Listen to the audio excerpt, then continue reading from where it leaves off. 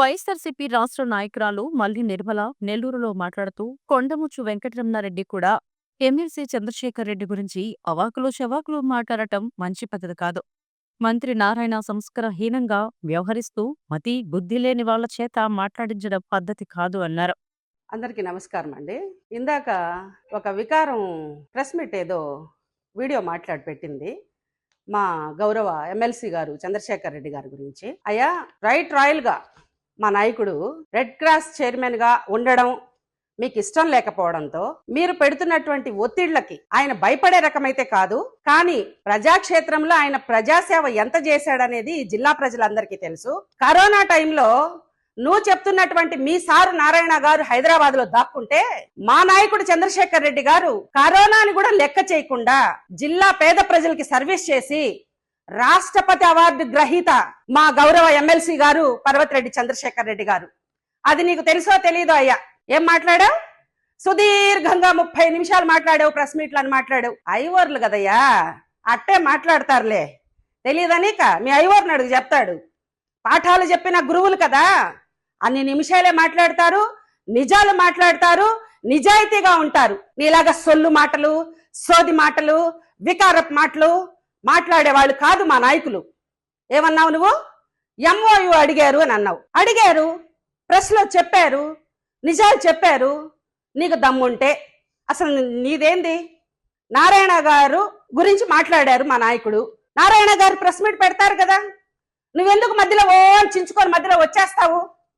నువ్వెంత చించుకున్నా అయ్యా వెంకటరమణ, నువ్వెంత చించుకున్నా నీకేమైనా పెద్ద పదవి ఇచ్చాడు చంద్రబాబు నాయుడు? ఆ రొయ్యలకి మేత వేసుకునే పదవి ఒకటి ఇచ్చాడు నీకు. నీకు ఇచ్చిన పదవి అది. నువ్వు ఎగిరెగిరి దంచినా కూడా ఎంత అవమానంగా మాట్లాడుతున్నావయ్యా నువ్వు. సాటి సామాజిక వర్గం అని వాడని లేదే, ఇంకా మా లాంటి వాళ్ళని ఎంత నిజంగా మాట్లాడతావయ్యా నువ్వు? అయ్యా వెంకటరమణారెడ్డి, నువ్వన్నా ఒక్క రెడ్డివే. పర్వత రెడ్డి చంద్రశేఖర్ రెడ్డి మా నాయకుడు డబల్ రెడ్డి. సన్నగా ఉండాడు అనుకుంటున్నావేమో, కరెంటు తీగ కూడా సన్నగానే ఉంటది, ముట్టుకుంటే తెలుస్తుంది దాని పవర్ ఏందో. ఒళ్ళు దగ్గర పెట్టుకొని ఏదో ప్రతిపక్షంలో ఉండామనుకుంటున్నావేమో నువ్వు. ఎక్కడున్నా నిజాయితీగా ఉండడం మాలాంటి నాయకులకి, మేము నమ్ముకున్న నాయకులైనటువంటి పర్వతిరెడ్డి చంద్రశేఖర్ రెడ్డి గారికి కూడా తెలిసిన విషయాలు. అబద్ధాలు చెప్పడం, నీలాగా గొంతేసుకొని ఏదో యాసలో ఏంది మా నాయకుడు బచ్చానా? నువ్వు బచ్చావు కాబట్టే చంద్రబాబు నాయుడు నీకు చిన్న బచ్చాకి ఇచ్చిన పదవే ఇచ్చాడు. ఈ రాష్ట్ర ప్రజలకి, జిల్లా ప్రజలకు కూడా తెలుసు. ఏదేదో మాట్లాడుతా ఉన్నావు. ఇంకా ఏం మాట్లాడావు? రెడ్ క్రాస్ ఎప్పుడు పెట్టారో మా నాయకుడికి తెలియదన్నావు. సేవ చేసేవాడు, నిత్యం ప్రజల్లో ఉండి ప్రజలకు సేవ చేసేవాడు చైర్మన్ అయితే నీకొచ్చి నిప్పేంటయ్యా? మనోహర్ రెడ్డిని వెనుపోటు పొడిచాడా? మా నాయకుడు ప్యానెల్ మొత్తం గెలిచి, నీకు సబ్జెక్ట్ తెలియదు వెంకటరమణ.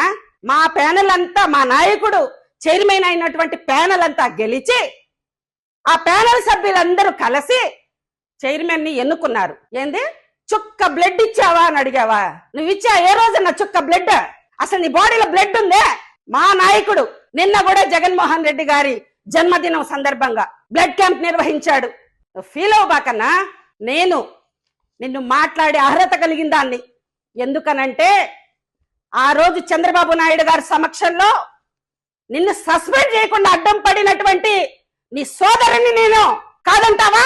ప్రతిపక్షంలో ఉండామని అవహేళన చేస్తూ మాట్లాడతావా? ఏరా గీరా అని మాట్లాడతావా? ఇదేనా నీ తల్లిదండ్రులు నీకు నేర్పించినటువంటి సంస్కారం? సాటి సామాజిక వర్గం బిడ్డనన్న ఇంకితం కూడా లేదా నీకు? ఇంకా మాలాంటి వాళ్ళని ఎంత నీచంగా మాట్లాడతావు నువ్వు? ఏదన్నా ఉంటే పద్ధతిగా, నువ్వేదో లొసుగులు బయట పెడతానన్నావు కదా, బయట పెట్టు.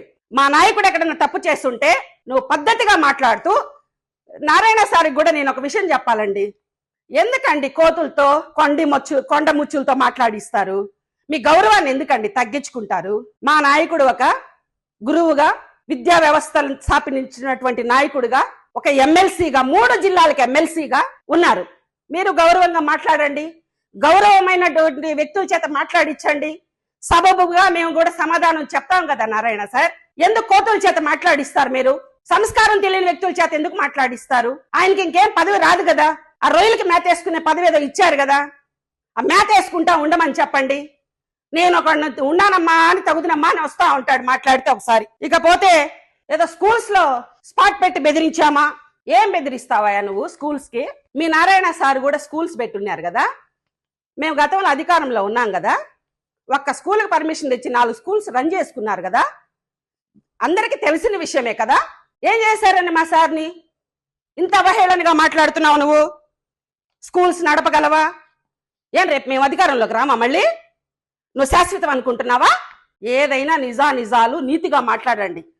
బెదిరించి తప్పుడు కేసులు పెట్టి ఇరికిస్తాము ఇవన్నీ చెల్లవు రమణన్నా. ఎందుకనంటే జిల్లా ప్రజలకు తెలుసు, మాట్లాడుతున్న నా గురించి కూడా తెలుసు. ఒక సీనియర్ నాయకురాలుగా మాట్లాడుతున్నా. ఇంకొకసారి మా నాయకుడి గురించి మాట్లాడేటప్పుడు ఆయన ఏదైతే మాట్లాడారో దానికి సమాధానం నిజాయితీగా మాట్లాడండి. దానికి ఏదైనా ఉంటే మేము సమాధానం చెప్తాం. అంతేగాని ఏరా ఏందిరా సంస్కారం నేర్పించలేదా నీ తల్లిదండ్రులు? మంచి కుటుంబం నుంచి వచ్చావు కదా రమణన్న, ఇలా మాట్లాడబాక రమణన్న. పుడింగివి కాదు, మాట్లాడడం కరెక్ట్ కాదు.